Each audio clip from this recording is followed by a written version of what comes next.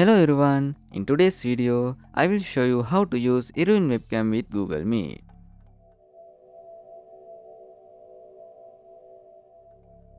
So first, open your browser and search for Iriun Webcam on Google. Then open the official website and download the PC client. After that, open the setup file and install it.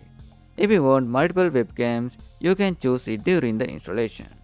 Then let the installation finish and open the Iriun Webcam PC client.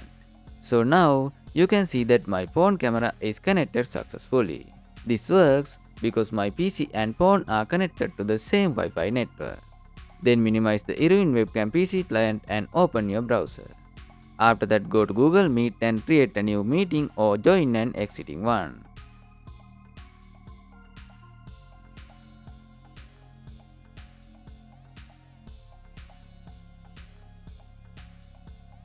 So once you are in the meeting, click on the camera settings and select Iriun Webcam from the list. Then your phone camera will be connected and ready to use. And that's it. Don't forget to subscribe for more helpful tutorials. Thanks for watching.